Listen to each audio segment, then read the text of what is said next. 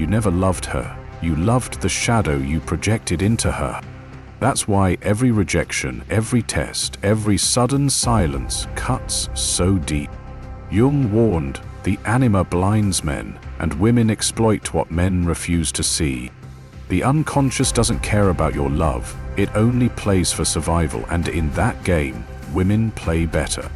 In this video, you'll see how projection makes you disposable, and how Jung's map shows the only way to reclaim power. Stay until the end, because what destroys you is not her, it's your shadow. 1. The projection matrix. The mask always falls. The smile that felt like love was only your own shadow reflected back at you. She did not choose you, she chose a mirror that carried her pain, her fear, her wounds, and you believed it was intimacy. That was the first crack in the glass. David was 32, a project manager in Chicago. He met her at a friend's barbecue on a quiet summer evening. She was radiant, soft-voiced, and deeply attentive. While others laughed and drank, she sat with him in the corner of the yard. She asked about his childhood, his struggles, his secret fears. She looked into his eyes like she was searching for the real him. He felt something he had never felt before, that someone could see him without judgment. By the third week, she was sharing her late-night panic attacks, her stories of growing up with an absent father, the boyfriends that had betrayed her. He felt honored to be the man she finally trusted. He began rearranging his days around her moods, canceling gym sessions when she needed him, answering her calls at work when she felt anxious, staying awake until dawn to calm her shaking breath. He thought he was carrying her toward healing. What he never noticed was that the more he carried, the weaker he became. It started subtly. She would sigh and say he was too distant when he was simply tired. She accused him of selfishness after he spent one evening with friends. When he reminded her of the weekend they just spent together, she said she barely remembered it because he had seemed absent. Every defense he gave was turned against him. His frustration became proof of anger issues. His need for rest became evidence of neglect. He started to wonder if he was truly the cold, uncaring man she claimed he was. Alone in his car one night, he caught his reflection in the rearview mirror. His face was gray, hollow, aged by months of carrying a burden that was never his. When was the last time she called you selfish while you were only tired? Do not deny it. I'll show you why Jung said projection always leaks through. Write a few words or drop a mirror emoji now. Jung warned that men do not fall for women. They fall for their own shadow dressed in her skin. Female psychology confirms this brutal fact. What you think is connection is often projection. What you see as her vulnerability is her method of transfer. The unconscious does not share, it dumps, and you become the container. What follows is not about her choice. It is about the shadow, using her to expose you. He mistook her trembling voice for honesty. She used it as a channel to drain him dry. He mistook her long silences for depth. She used them as traps to keep him guessing. In the end, his desperate need to feel chosen turned him into a diary entry she would never open again. There is only one response that breaks this cycle. You stop defending, you stop rescuing, you let silence answer her accusations. The fear that floods your chest in that pause is the shadow testing if you will finally stop carrying what was never yours. Hold that silence. Endure the terror, and you will notice something shift. She stops projecting not because she respects you, but because she can no longer read you.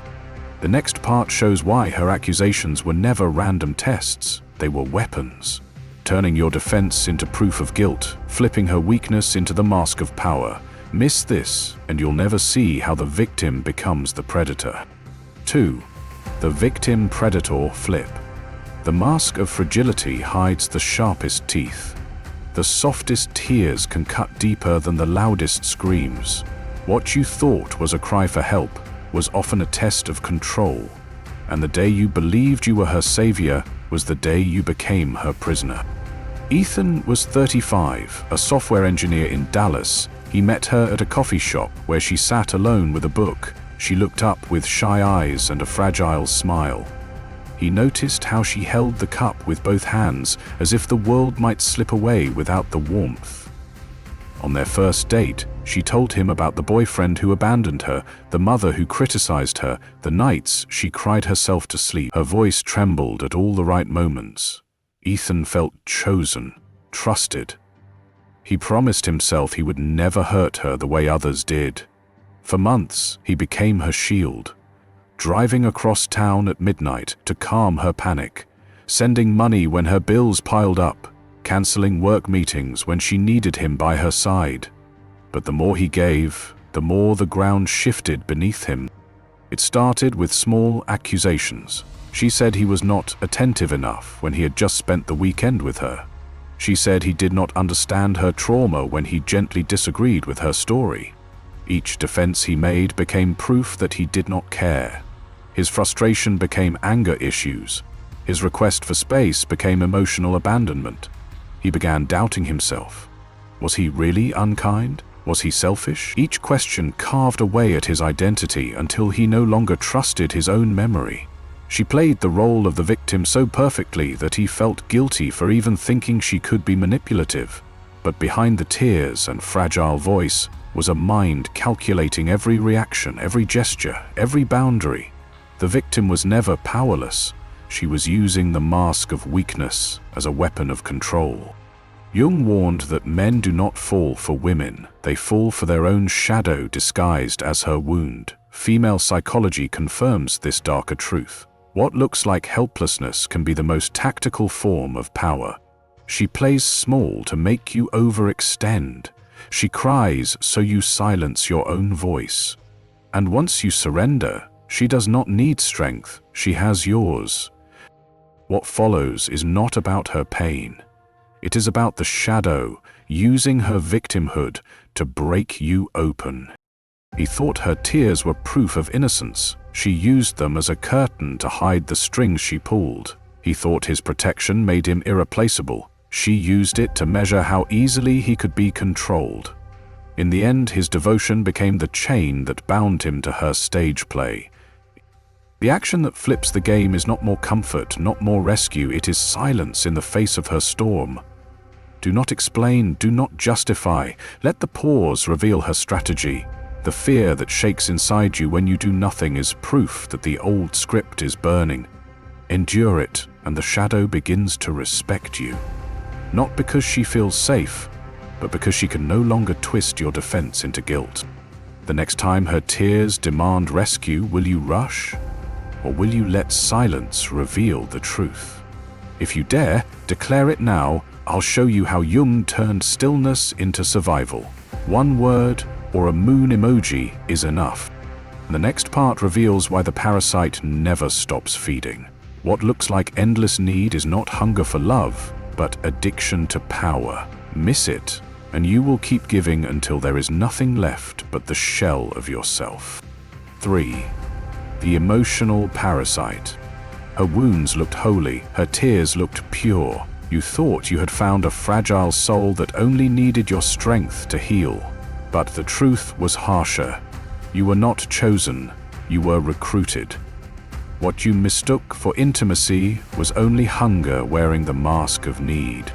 Michael was 28, a nurse in Los Angeles. He met her in a grocery store, standing in the aisle staring at a shelf like she had forgotten where she was. She smiled weakly when he asked if she was okay. That night, she told him her life was chaos, a broken home, a cruel ex, friends who betrayed her. She leaned across the table with watery eyes and whispered that she had never met someone who cared like he did. His chest swelled with pride. He thought he could be her safe place. For months he gave her rides when her car broke down, paid her phone bill when she lost her job, and listened to her cry until sunrise. He thought she was becoming stronger. He thought his devotion would one day be rewarded with stability and love. But the pattern never changed. Every solution gave birth to another crisis. Every rescue opened another trap. When he helped her pay rent, she found herself robbed of money 2 weeks later. When he stayed up all night to calm her panic, she collapsed again the next evening for a new reason. The more he gave, the more she demanded. When he finally asked why she was not trying to fix things herself, She stared at him with cold silence and whispered that he had changed. That was the first time he felt a twist in his gut. He realized that she was not healing at all. She was feeding. How many times did you keep giving after she collapsed again, only to lose more of yourself? Be ruthless. Jung warned that rescue only feeds her shadow. Write a short line or drop a shadow emoji if you've lived this. Jung warned that men do not fall for women. They fall for their own shadow dressed as her brokenness. Female psychology confirms this. What men call devotion often becomes an unconscious contract where one plays savior and the other plays helpless. The parasite never intends to transform, because transformation would kill the bond. Her survival depends on your sacrifice. What follows is not about her progress, it is about the shadow using her hunger to test your limits. He thought her weakness made him strong. She used it to drain the strength that should have been his. He thought his giving would one day be remembered. She remembered only the emptiness she felt when he stopped. In the end, his identity was reduced to the man who gave until nothing was left. The only move that breaks the cycle is withdrawal. Stop rescuing. Stop feeding. Let silence and absence become the mirror she cannot bend. The panic that rises when you step back is not proof you are abandoning her. It is proof you are escaping the role she cast you in. Hold that position, endure the pressure, and you will notice something change. She no longer knows how to hold you, because she can no longer hold power over you. The next part reveals why the mask of perfection is the deadliest disguise. What looks like kindness to the world can be cruelty in private. Miss it, and you will never understand how reputation becomes her weapon, turning your reality into a cage no one else believes exists. 4. The Mask Controller. Her mask shines brighter than truth. The smile she shows the world feels flawless, yet the moment the door closes, the mirror cracks. You thought you were chosen by a woman of grace. What you met instead was the shadow wearing silk, hiding claws. And once the mask slips, you begin to question if your own eyes can still be trusted. Daniel was 39, a financial consultant in Boston. He met her at a charity gala where everyone praised her warmth. She floated through the room with gentle laughter and subtle elegance. She spoke kindly to the staff, charmed his colleagues, and made strangers feel like old friends. Daniel believed he had found a rare woman who could match his ambition and soften his rough edges. Their early months looked like a dream. Dinners with friends where she impressed everyone with her wit. Holidays with his family where she volunteered to cook and offered thoughtful gifts. To the world she was a prize. Yet behind closed doors, the play shifted. The first cracks appeared late at night in the kitchen. She scolded him sharply because he placed a glass in the wrong cabinet. Her eyes, once soft in public, turned cold. She accused him of being careless, inconsiderate, even childish. When he protested, she whispered that he was too sensitive. By morning, her mask was back on. She kissed him gently before he left for work and sent cheerful texts during the day. He began to wonder if he was imagining things, but the pattern deepened. Private life became a battlefield of small humiliations, veiled threats, and endless criticism. Public life remained a perfect theater where she performed as the loving partner every man envied. When did you last smile in public while burning in private just to protect her mask? If you dare, admit it now. I'll show you why Jung called fear the doorway to hidden strength. One word or a clock emoji is enough. When Daniel tried to confide in a friend, he was met with disbelief. "You're lucky," they said. "She's incredible." He realized that her public reputation had become her shield and his prison. His complaints seemed absurd next to her charm. The more he tried to explain, the more he sounded like the bitter one. His isolation grew. The mask she wore in public did not just hide her true face, it weaponized her image against him. Jung warned that men do not fall for women. They fall for the reflection of their anima, projected onto a role she has perfected. Female psychology uses this stage wisely. A mask of warmth can conceal a theater of control. And the longer you confuse the role for the reality, the more you lose yourself to her performance. What follows is not about her perfection. It is about the shadow using her image to keep you doubting your own sight. He thought her charm was proof of virtue.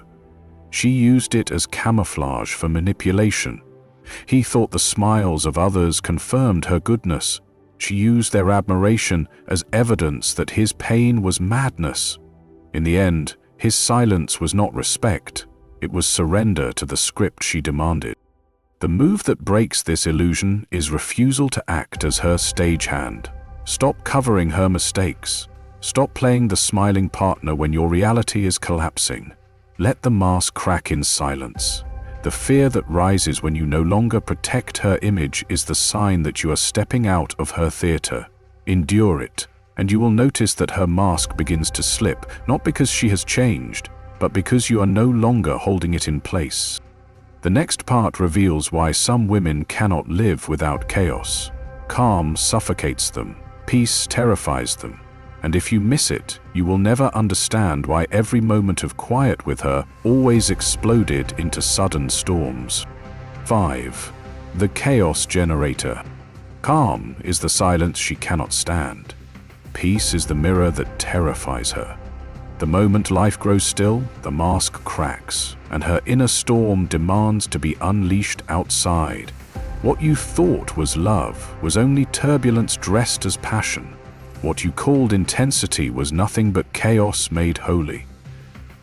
Ryan was 31, a marketing associate in San Diego. He met her during a late-night networking event at a downtown bar. She was magnetic, laughing louder than anyone else, pulling him into her orbit like a flame draws a moth. Their first weeks together were a whirlwind of midnight drives, unplanned trips, and dramatic confessions under city lights. He felt alive, electric. Every night with her was a new story. Every morning a new storm. But when the months passed, he realized the energy never settled. There was always another fire to put out. One night in his apartment, he was preparing dinner when she glanced at his phone lighting up with a coworker's name. Her eyes hardened instantly. She accused him of betrayal. She demanded to know why he was hiding things. The argument erupted from nothing. His explanations only fueled the fire. Later that week, she cried because he had not texted quickly enough during a meeting. She stormed out, returned at midnight, and collapsed into his arms, sobbing that she could not live without him. Ryan felt trapped in a loop. His life became a sequence of small detonations, each one pulling him deeper into her storm. Jung warned that men are rarely destroyed by truth. They are destroyed by illusions that feel alive. Female psychology reveals the darker twist. For some, chaos is the only rhythm they recognize. Peace suffocates them, so they create wars to breathe. Intensity is mistaken for intimacy. Drama is mistaken for depth. And the man who tries to build stability becomes the man who feeds her instability. What follows is not about her storms. It is about the shadow inside her that uses you as lightning rod. He thought her unpredictability was proof of passion. She used it to keep him off balance. He thought their constant conflicts meant the bond was real. She used the noise to drown the silence where truth would live. In the end, his exhaustion was not weakness. It was evidence that her chaos had consumed his center. If you could speak to the version of you who thought chaos meant passion, what would you whisper? Be ruthless. I'll rewrite it as Jung's law of individuation. One line or a book emoji is enough. The only move that breaks the cycle is refusal to fight the storm. Do not rush to fix the latest fire. Do not sacrifice your ground to contain her noise. Let the chaos spin without your energy. The panic that rises when you stay still is the test. Endure it, and you will feel something shift. The storm begins to collapse, not because she changes, but because she no longer controls your nervous system. The next part reveals why the final weapon is more dangerous than noise. It is the violation of your boundaries and the slow gaslighting of your reality. Miss it, and you will not just live in chaos, You will forget who you are inside it. 6. The boundary violator and gaslighter. Love that demands no boundaries is not love, it is invasion. The mask of devotion hides the hunger for control. The moment you let her rewrite what is yours, the mirror cracks, and you wake inside a life you no longer recognize as your own. Anthony was 34, a civil engineer in Denver. He met her at a friend's wedding. She seemed radiant, affectionate, almost too eager to fold herself into his world. Within weeks, she was showing up at his apartment without asking, cooking dinner uninvited, leaving clothes in his closet. At first, he mistook this as intimacy. He told himself that it felt good to be needed, but soon her hands reached for his phone without permission. She began planning their weekends without asking. When he tried to resist, she pouted, called him distant, asked if he even cared. His desire for a quiet Saturday was twisted into proof that he did not love her enough. His request for privacy became deception. His simple no was recast as abandonment. The violations were wrapped in sweetness. She told him she only searched his messages because she cared. She said her unannounced visits were proof she loved being with him. Every step over the line was painted as a gift. Anthony began bending himself to avoid conflict. He cancelled nights out with friends because she accused them of being a bad influence. He dropped hobbies she disliked, convinced himself he was growing up. In reality, he was shrinking. His life narrowed to the shape of her demands.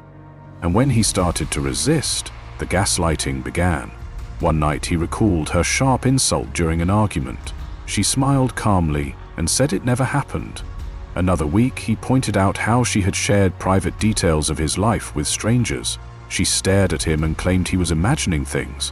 When he confronted her about her controlling patterns, she told him he was the controlling one. Slowly, Anthony's trust in his own memory began to erode.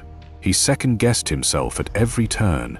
He wondered if he was the problem, if his recollection was broken, if she was right all along. Jung warned that the unconscious does not lie in silence. It reshapes reality to protect itself. Female psychology uses this distortion when boundaries are treated as betrayal. The man who cannot defend his edges will lose his center, and the man who doubts his own sight becomes a servant to her narrative. What follows is not about her demands. It is about the shadow using her voice to erase yours. He thought giving her access was proof of trust. She used it as permission to consume his freedom. He thought adjusting his habits was maturity. She used it as leverage to measure how much of himself he was willing to erase. In the end, his silence was not peace. It was surrender to her script. The only move that shatters the pattern is reclamation of ground. Do not defend your right to space. Take it. Do not explain why you need silence. Hold it. Let the tension rise as she panics. The fear in your chest is not proof you are cruel. It is proof the old spell is breaking. Endure it, and you will see the gaslight flicker out when it can no longer blind you. This week, what line will you draw so no one rewrites your reality again? If you dare, declare it now. I'll show you how Jung turned boundaries into survival. One word or a shield emoji is enough. The final part reveals the darkest truth. Every mask, every projection, every violation collapses into the same fate. Not that she destroyed you, but that you abandoned yourself. Miss this, and you will never see why integration is survival. This is where the circle closes, not in despair, but in clarity. Jung taught that the shadow is never destroyed, it is integrated, and the moment you see it, the tests lose their grip and you return to yourself. What you just witnessed was never about tricks to win her back. It was about exposing the illusions that drained you, the projection that felt like intimacy, the victim mask that turned your strength into chains, the chaos that disguised itself as passion. Jung revealed that the very ground you feared, the silence, the rejection, the boundary, was the place where your real self was waiting. This was never about controlling women. It has always been about reclaiming yourself. You don't need her validation to exist. You only need to face the part of you that handed it away. Once you do, no mask, no accusation, no storm can enslave you again. A few weeks ago, David, a 29-year-old teacher from New York, wrote to me. He said he once lived in constant fear of rejection, explaining himself endlessly, reshaping his life around one woman's moods. But after watching and applying the strategies we discuss here, he drew his first real boundary. He let silence answer where he once begged. Her games ended, not because she changed, but because he did. His words to other men were simple. The day you stop chasing her shadow is the day you finally meet yourself. You could be the next man who turns illusion into strength. Subscribe now. Because individuation begins in silence, and from there it rewrites every bond you thought was unbreakable.